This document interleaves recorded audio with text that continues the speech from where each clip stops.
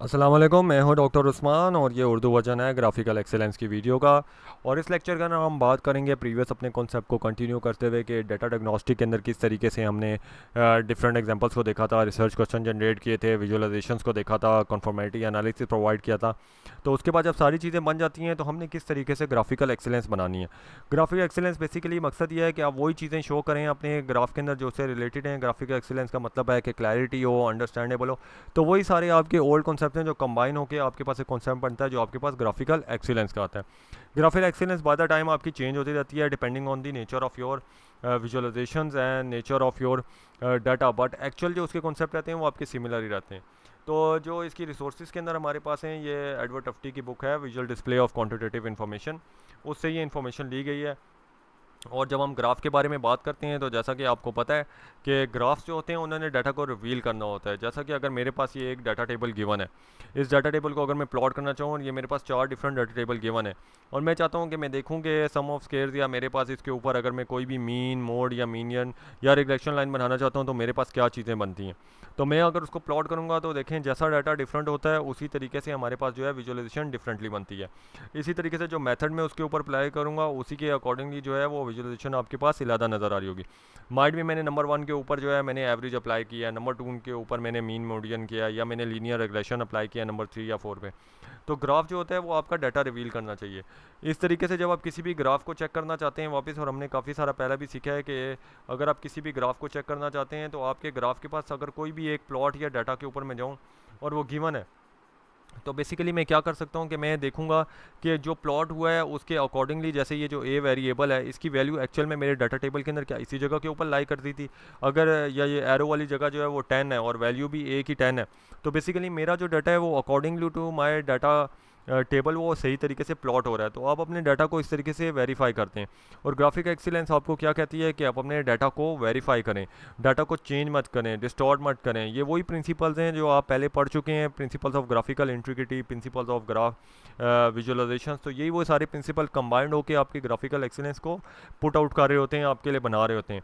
इस तरीके से जैसे हमने reveal the data different level of details का हमने पढ़ा था कि डाटा को काफ़ी डिटेल्स या डिफरेंट लेवल्स ऑफ डिटेल के ऊपर बनाएं, तो ये अकॉर्डिंगली आपके पास फोर्थ प्रिंसिपल है ग्राफिकल इंटीग्रिटी का। इसी तरीके से जो है जो नेक्स्ट हमने काम करने होते हैं वो आपके इसी तरीके से होते हैं। जैसे आपने ग्राफिकल एक्सीलेंस आपको ये भी कहती है कि स्मॉल स्पेस के अंदर ज़्यादा डाटा शो करें, ये भी आपके पास एक प्रिंसिपल है। उसके अलावा ग्राफिकल एक्सीलेंस का काम ये है कि वो आपको कंपैरिजन इनकरेज कर सके। अगर यूज़र किसी भी चीज़ को देखता है तो वो विजुअलाइजेशन को देखता है तो वो उन दोनों चीज़ों को आपस में कंपेयर कर सकता हो, वो डाटा को आपस में कंपेयर कर सकता हो सिर्फ विजुअलाइजेशन को देखते हुए।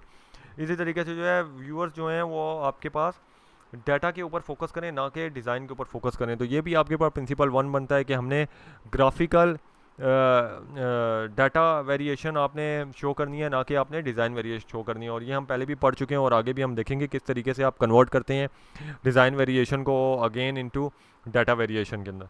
तो जो जो आपके पास स्मॉल नंबर इन स्पेस का कॉन्सेप्ट है उसकी मेरे पास कुछ एग्जांपल्स हैं। जैसे आपके पास न्यूज़पेपर है, एक बहुत बड़ी एग्जांपल है कि न्यूज़पेपर जो है वो एक कॉलम के अंदर भी चीज़ें लिख सकती है, लेकिन न्यूज़पेपर जो है वो फर्दर एक कॉलम्स के अंदर आपके पास डिवाइड करती है, वो अपनी स्पेस को यूटिलाइज़ करती है, चाहे वो ऑनलाइन हो चाहे आपके पास ऑफलाइन हो। तो आप देखें न्यूज़पेपर के अंदर भरा पड़ा हुआ होता है, कोई ऐसी जगह होती है वो खाली नहीं होती। तो स्मॉल स्पेस के अंदर ज़्यादा चीज़ें शो करना, क्लैरिटी को शो करना, वो आप न्यूज़पेपर से सीख सकते हैं। इसी तरीके से अगर मेरे पास कोई ग्राफ है जिसके अंदर मैं हंड्रेड ऑफ पब्लिकेशन बनाना चाहूँ तो उसकी एग्जांपल ये है कि स्पेस स्मॉल है लेकिन उसकी टाइप डिफरेंट कर दी है।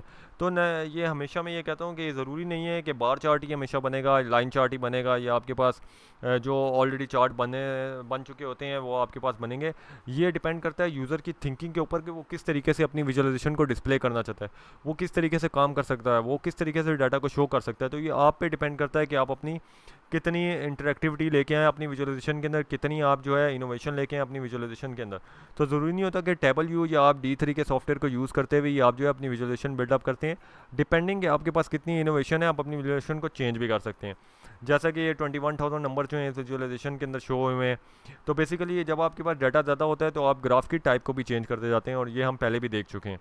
तो जो मकसद होता है ग्राफिकल एक्सीलेंस का कि आपके पास जो है आप उन पॉइंट्स को जहन में रखते हुए जो भी हमने देखे हैं विजुअलाइजेशन को अच्छे तरीके से आप बिल्डअप करें और बना सकें ताकि यूज़र उनको समझ सके और अंडरस्टैंड कर सके। इसी तरीके से अगर मैं इसकी बात करूं तो आपके पास जो है ये कंपैरिजन में अगर करना चाहूँ तो मैं देख सकता हूं किन दो एरियाज़ के अंदर जो है डाटा ज़्यादा है और किससे कम है। इसके अलावा रेड सर्कल के अलावा भी देखूं तो मेरे पास राइट साइड के ऊपर देखूं तो मेरे पास कुछ डॉट्स जो हैं वो कम है, ऊपर मेरे पास डॉट्स कम है, नीचे मेरे पास डॉट्स हैं। तो बेसिकली जब व्यूअर किसी भी चीज़ को देखता है उसका मकसद होता है कि वो कंपेयर कर सके, वो डाटा को रिवील कर सके और ये देख सके कि आप किस तरीके से आपके ग्राफ के अंदर क्लैरिटी है। तो जब आपके पास पॉइंट्स बिल्कुल क्लियर होंगे तो अकॉर्डिंगली डैट आप कंपैरिजन प्रोवाइड कर सकते होंगे। इसी तरीके से अगर विजुअलाइजेशन अच्छी बनी होगी तो मैं देख सकता हूँ किस जगह पर 3 पॉइंट ज़्यादा हैं, किस जगह के ऊपर कम है।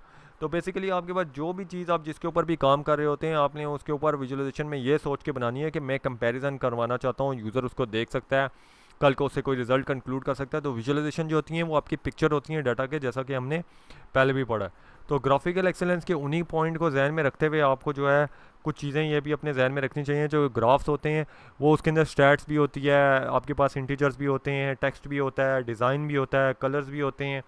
और जब आप उनको बिल्डअप कर रहे होते हैं तो हमने ऑलरेडी पढ़ा है कि वो रीडेबल और अंडरस्टैंडेबल होनी चाहिए।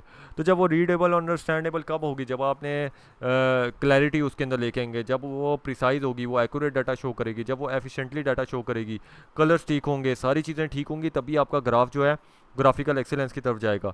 इसके अलावा जो है सबसे बड़ी बात जो हमने शुरू में भी पढ़ी थी और अभी पढ़ते हैं कि जब आपके पास स्पेस जितनी हो उतनी आप डाटा उसके अंदर शो करें। यानी जो आपके पास डिज़ाइन स्पेस है उसके हिसाब से आप बिल्डअप करें, ये नहीं कि आपके पास जो मॉडल स्पेस है उसके हिसाब से आप फिलिंग आउट करना शुरू कर दें। और डाटा की जब हमने स्टार्ट की थी कि हम डाटा को बनाना शुरू किया था और डाटा को इनपुट में हम लिखते थे और जो शुरू में ग्राफ बनाए थे, तो हमने देखा कि डाटा जो है उसमें मल्टीपल कॉलम्स होते हैं, उसके अंदर सिंगल कॉलम्स तो बहुत कम ही होता है। डाटा हमेशा आपका मल्टीवेरिएट होता है। मल्टीवेरिएट का मतलब है मल्टीपल वेरिएबल्स। तो जब आपके पास मल्टीपल वेरिएबल्स होंगे तो यू नीड टू वर्क कि आप जो है डिफरेंट मल्टीपल डायमेंशंस के ऊपर काम करेंगे। तो इन्हीं पॉइंट्स को जहन में रखते हुए और इन पॉइंट्स को जहन में रखते हुए हम ग्राफिकल एक्सीलेंस को इंक्रीज़ करते हैं और हम ये देखते हैं कि किस तरीके से आप ग्राफ को और ज़्यादा इंप्रूव कर सकते हैं। नेक्स्ट वीडियो हम देखेंगे कि किस तरीके से ग्राफ्स जो हैं वो गलत इन्फॉर्मेशन कन्वे करते हैं और आप इन्फॉर्मेशन को किस तरीके से करेक्ट कर सकते हैं और किस तरीके से आप डिफरेंट ग्राफ्स को जो है जो rules of graphical excellence provide करते हुए आप वापस कन्वर्ट कर सकते हैं अपनी ग्राफिकल एक्सीलेंस की फॉर्म के अंदर। तो ये वीडियो यहीं तक थी। अगर ये वीडियो आपको पसंद आई है ज़रूर मेरे यूट्यूब चैनल पे जाइएगा और लाइक और सब्सक्राइब कीजिएगा। लिंक यहाँ पे गिवन है। और जैसा कि मैंने पहले बहुत सारी वीडियो में बताया कि आप सर्टिफिकेट्स अर्न कर सकते हैं मेरे चैनल की वीडियो में, उसके ये कॉन्सेप्ट ये हैं और ट्रेनिंग वीडियो की इसके अलावा वीडियो फुल गिवन है। तो आज ही जाइए मेरे यूट्यूब चैनल के ऊपर, लाइक और सब्सक्राइब कीजिए।